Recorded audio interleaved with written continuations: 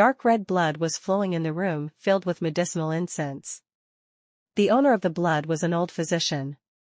He was already dead with his eyes wide open. And beside the old physician's bedside, a black figure was looking down at him. It was Hukum. He came to treat his wounds. And the old doctor's house was the perfect place to do so, since it had a lot of medicinal herbs. The herbs were collected by the doctor all his life. And among them, there were some rare medicinal herbs that were difficult to obtain. Everything Hukum needed was here. He was aware that there were people out there looking for him. They scoured through Chengdu as if their noses were sweeping the floor. His safety could no longer be guaranteed. That son of a bitch. Hukum remembered Jin Jianwu, the main culprit behind his awful situation. It was Jin Jianwu who instigated the Hao clan and several other people to pursue him. It was not enough for Jin Jianwu to interfere with his work at the Qingqing sect, he's now even tracking him in Chengdu. Because of that one person, everything he had worked hard to put together was ruined. Nonetheless, since the Qingqing sect ended up closed their doors, his original purpose was actually achieved. But even then, his crushed pride didn't feel restored. I'll make you regret for interfering with my work. Heh heh heh. Hukum maniacally laughed, as he retrieved the herbs hanging on the wall and laid it out on the floor. The dead body of the physician was right next to him, but he didn't pay it any attention as he started pounding the herbs in a small mortar. Thump. Thump. The dull sound of stone mortar and pestle hitting each other echoed in the room. Hukum made the dream-dispersing drug by finely grinding medicinal herbs into powder and then mixing them with his own vision. Under normal circumstances, the dream-dispersing drug alone would have been enough. But he was not satisfied. To maximize the medicinal effect, he had to put it in a pot and boil it. Then after cooling the boiled liquid, he had to make it into a pill. At the end of him using the said method, Hukum created 20 pills. The cursed poison and 20 dream-dispersing drug pills are enough. Hukum laughed. Now that he has prepared his weapons, it's now time for him to move. From now on, he will study the human named Jin Jianwu. Jin Jianwu will be thoroughly analyzed and dissected so Hukum could figure out how he can inflict the most lethal blow. Jin Jianwu's nightmare would start now. Heh heh heh. Along with his laughter, Hukum soon disappeared. **patreon.com/soundlesswind21****. Xiao Munpyong looked out with a frown. Not only Jin Jianwu, but Nung Son, Wen Jiayang, and Li Soha were busy on their hunt for Hukum. He also wanted to join them. However, the wounds inflicted by Piawul haven't finished healing, so he had no choice but to be stuck in the guest house. Damn it! Xiao Munpyong cursed. He only made a mistake by not recognizing a strong person. But the cost of his mistake was too high. Yaju. Xiao Munpyong gnashed his teeth as he remembered Piawul. He wanted to run and take his revenge on Yaju immediately. But he knows he is being impulsive. Even when his body was intact, he couldn't win against Piawul and was helpless against him. More so now that he is injured. In his current state, it was clear that if he tried to attack Piawul, he would just be defeated again. Xiao Munpyong gritted his teeth. But realistically, there was nothing he could do. Bring me a drink. He shouted at the innocent waiter. The waiter, who was terrified, trembled as he brought a bottle of wine. Xiao Munpyong didn't even pour the drink into a glass, he just drank the contents directly from the bottle. Damn it! Damn it! His anger didn't go away even though he got drunk. Rather, the anger that had been suppressed deep in his heart rose. Xiao Munpyong drank constantly, and soon, several empty wine bottles were rolling around the table. Before he knew it, Xiao Munpyong's eyes lost focus. He had been drinking too much too quickly, so he got drunk quickly. Then someone sat down next to Xiao Munpyong. With Xiao Munpyong's eyes that were out of focus, he looked at the person who sat next to him without asking for his permission. But the person's figure was strange. Everything from his face and body looks black. Huh. I guess I'm too drunk. Seo Munpyong rubbed his eyes with his hands. However, the facial features of the person sitting next to him were still nowhere to be seen. What? It was then that Seo Munpyong felt something strange. At that moment, the eyes of the stranger sitting next to him shone impressively. Seo Munpyong, who was drunk, didn't know how to deal with it and looked blankly into the stranger's eyes. His eyes, which had already lost their focus because of his drunkenness, became even more hazy. He heard a strange whisper. But he couldn't figure out what exactly it meant. The mysterious man then made Seo Munpyong take something. Seo Munpyong's mind thought he should reject it, but his drunken body was already out of his control. Thud. Seo Munpyong suddenly dropped his head on the table. On the surface, he just looked like he was just completely intoxicated. Ugh. It was not long after that Seo Munpyong came to his senses. All the other guests left, and it was only him who remained in the guest house. The waiter had gone home and didn't dare to wake him up because he was scared. Seo Munpyong looked around with his blurry eyes.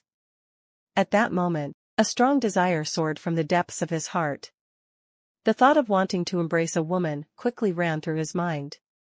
Seo Munpyong raised his body. A place where there are a lot of women who he can easily embrace. Seo Munpyong happened to know such a place really well. He walked alone in the dark streets. After walking for a long time, he arrived at the red light district. Seo Munpyong chose one of them and entered it. There was no hesitation in his footsteps. Welcome. The general secretary welcomed him with a wary look, because he recognized Seo Munpyong's face. How's the West Gate? It was Seo Munpyong, who caused a commotion here just a few days ago. Because of him, Su Hyang, the brothel keeper, and several others were in trouble. If Pyoul had not appeared on time, they would not have been able to control Seo Munpyong. It was the Divine Fragrance Pavilion that Seo Munpyong visited. The General Secretary of the Divine Fragrance Pavilion looked at Seo Munpyong with a wary expression. Why is he here again? Seo Munpyong is a promising young martial artist in Jianghu. There is no way to stop him if he went on a rampage in the brothel. Although there are men who are capable of martial arts in the brothel, there is no way they can stop Seo Munpyong, who is called the Little Boxer.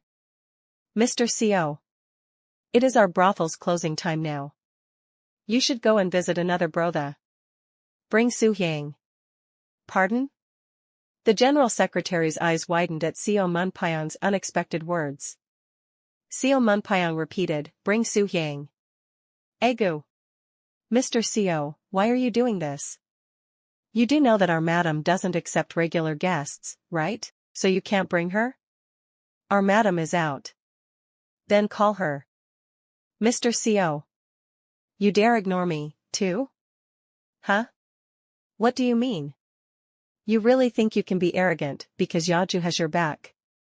The General Secretary's face turned white at the unreasonable behavior of Seo Munpyong. How could that be, Mr. Seo? Why don't you bring him then? Seo Munpyong's eyes were red and bloodshot. It wasn't simply because he was drunk. There was something more that existed in Seo Munpyong's eyes. The General Secretary, who has been dealing with drunk customers for a long time, instinctively saw through Seo Munpyong's act. But he remained calm and said, You seem to be very drunk. If you die today, okay. Exciting. At that moment, Seo Munpyong's fist struck the secretary's head.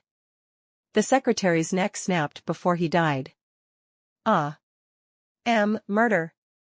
The courtesans screamed as they opened the door to watch the quarrel between the secretary and Seo Munpyong. Oh my God.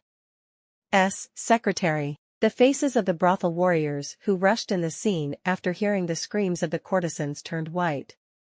Seo Munpyong's gaze turned to the warriors. Are you looking down on me, too? How could we? No. The men made hasty excuses, but to no avail. Pubuk. Their heads exploded with just two of Seo Munpyong's punches. Where are you hiding? Seo Munpyong looked around as he passed the bodies of the warriors. Sniff. He began to sniff like an animal.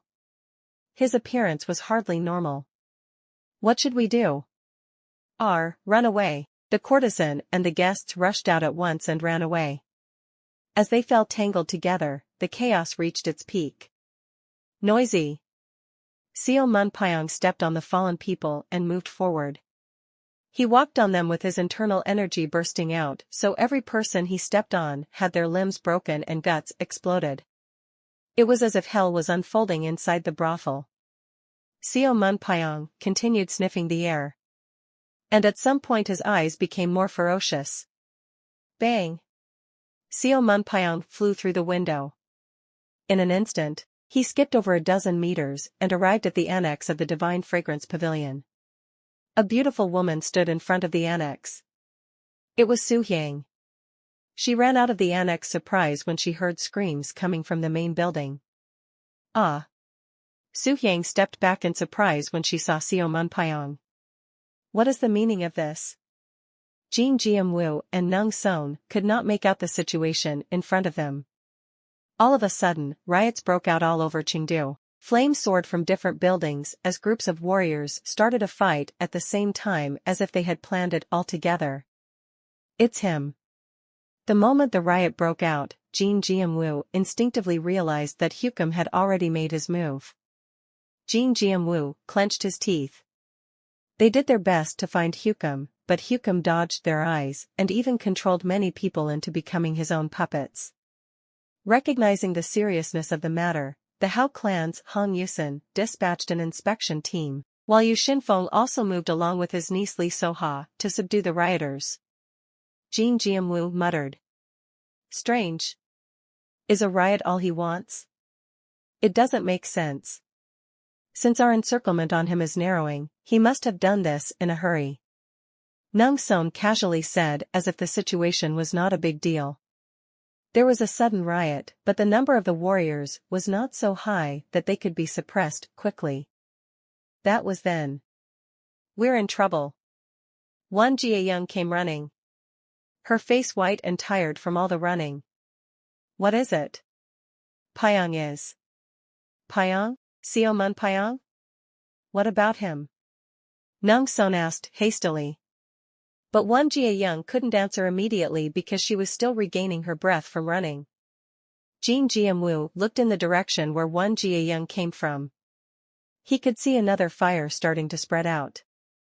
Jin Jianwu ran to the place where the flames soared without thinking further. Wan Jiayang and Nung Son quickly followed in his footsteps. Oh my God!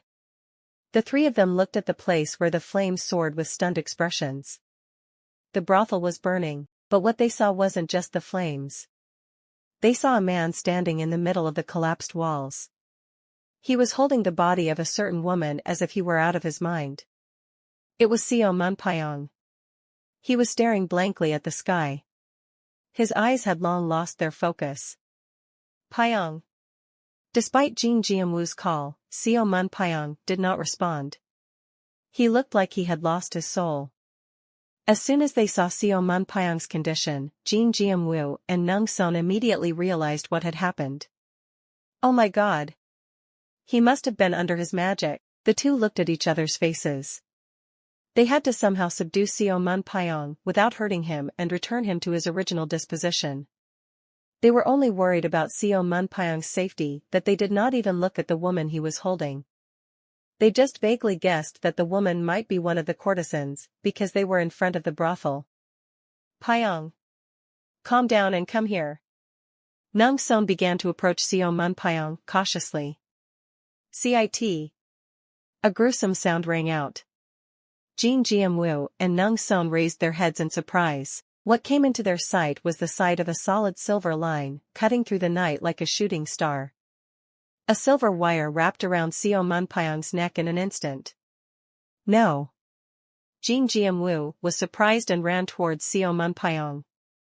Sujiak. At that moment, Seo Munpyong's head was cut off like tofu. It felt somewhat unrealistic to see Seo Munpyong's head rolling on the floor. Pyong. You bastard. Nung Son and Wan Jiayang shouted. But Seo Munpyong, who was decapitated, couldn't answer his colleague's screams. He, who had lost his head, soon collapsed. A man appeared where Seo Munpyong collapsed. He just showed up, without any warning or sign. He had an exceptionally white face and demonic appearance. It was Pyowool.